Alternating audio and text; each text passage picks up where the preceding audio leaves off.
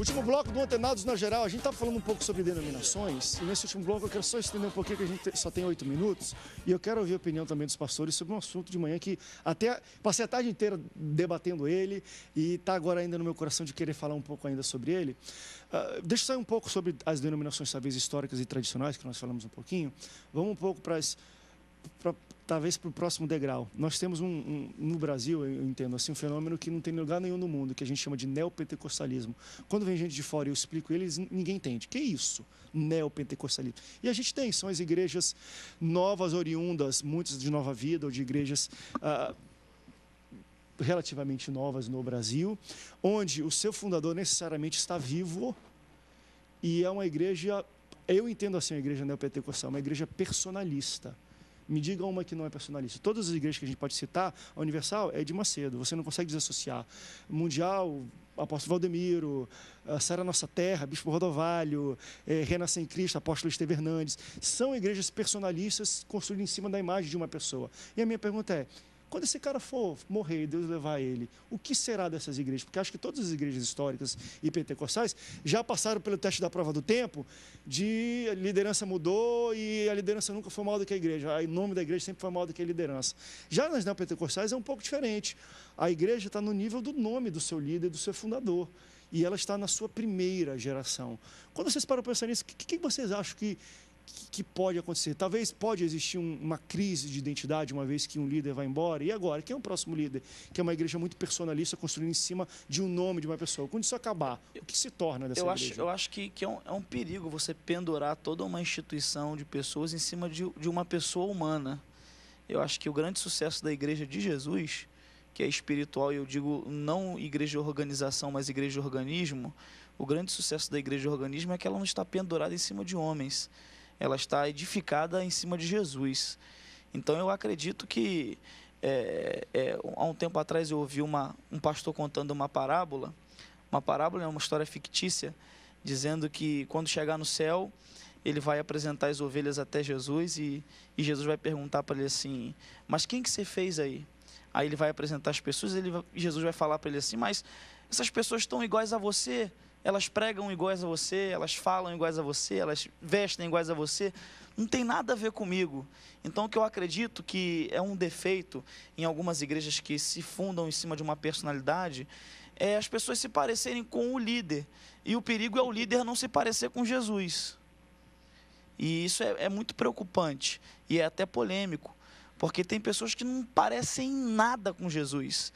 É extremamente polêmico e confrontante eu falar isso aqui, mas tem lideranças que não se parecem nada com Jesus. Então, eu acho que a preocupação que as ovelhas têm que ter é de seguir alguém, de ouvir alguém que se pareça com Jesus. O Jesus da Bíblia Sagrada, o Jesus do Novo Testamento, o Jesus que já, como foi dito aqui pelo pastor Maxwell, tratava pessoas como pessoas, o Jesus que era humano, que tratava a gente como gente, que lidava com os problemas como eles eram. Então, eu acredito que é um tanto perigoso. Mas eu acredito também que só o tempo vai mostrar o que vai ser dessas igrejas. Só o tempo vai mostrar. Se novas lideranças vão surgir.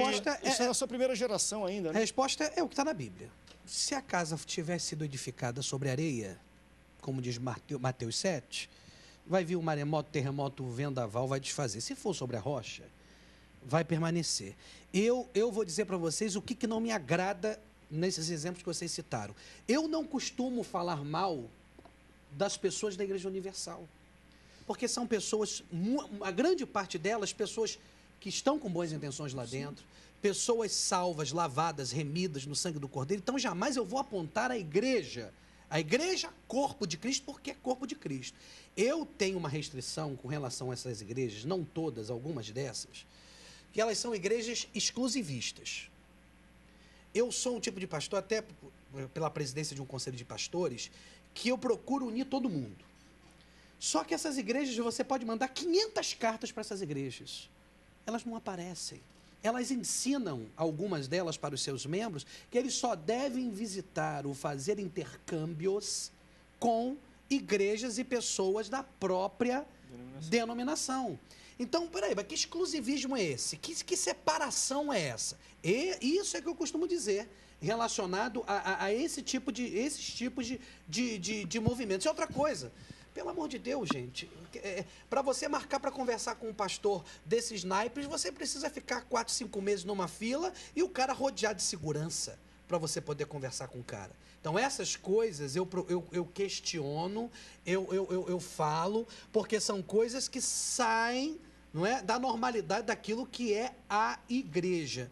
Mas, na minha opinião, respeito todas elas, tem os seus prós, tem os seus contras, mas tem muita gente que vai morar no céu, enquanto em muitas igrejas históricas tem muitos legalistas e fariseus que estão com o pé no inferno. Essa é a minha visão. O que preocupa... Acho que tem gente boa e ruim em todas as denominações. E tem líderes que se equivocam e a gente vai percebendo a longe pelas atitudes de certos líderes e a gente vai passar pelo crivo da palavra e não bate.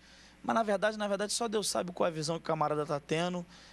Tomara que tenha mais gente boa do que ruim, não é verdade? É essa a oração que a gente faz. Tomara que as pessoas estejam agindo de acordo com a vontade de Deus.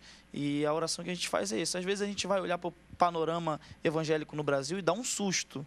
Porque a gente vê certas coisas, certas atitudes, exclusivismo, farisaísmo, legalismo demais. A gente vai olhar para certas coisas e dá um susto. Mas aí o que acalma é saber que a igreja é de Jesus. E é Ele que vai cuidar dela. Jesus só fica dentro da igreja que é dele. O bacana de Deus, quando Deus fala com Saul, Deus fala para Samuel que rejeitou Saul, mas continua com Saul, continua no trono. Deus não vai tirar ele do trono. Deus só sai. Deus só sai. Uma das coisas... Por um tempo teve denominações que foram as históricas, que hoje os pastores só estão com um prédio. É verdade. Só estão com prédio. Aqui no Rio a gente vê isso direto. O cara tem um prédio monstro. Mas o povo vai estar onde Deus estiver. Então, o dono da igreja continua sendo o dono dela. A preocupação nisso aí, André, muitas vezes é como esses líderes saíram de onde eles estavam. Porque muitos dessas mas só o tempo vai dizer isso aí. Como você está colocando, muitos deles saem porque não quer estar debaixo de uma liderança, não quer ser submisso. Então, ele vai gerar liderados igual a ele. Esse é o grande perigo. Porque nós estávamos conversando ali agora há pouco. Tem 30 segundinhos. Nós estávamos conversando ali, poxa, não tinha nada a ver com esse tipo de problema de muitos líderes ter formado igreja. Agora, o maior problema é quando sai porque não quer estar debaixo de uma liderança, que ele vai formar grupos igual a ele e na morte dele vai gerar pessoas... Falamos sobre tudo hoje aqui no Antenados, resolvemos os problemas do mundo, quase. Eu ia falar um pouco ainda sobre o Estado Islâmico, mas não deu tempo, não. Não deu tempo, não. Das denominações, pelo menos no Brasil, a gente resolveu, as históricas, tá? Pastor, obrigado pela presença de vocês hoje aqui no Antenados. Foi um bate-papo muito esclarecedor, muito bom. Eu espero que você tenha gostado do nosso debate. Muito obrigado pela sua audiência. Deus te abençoe e até o próximo Antenados na Geral. Tchau, tchau.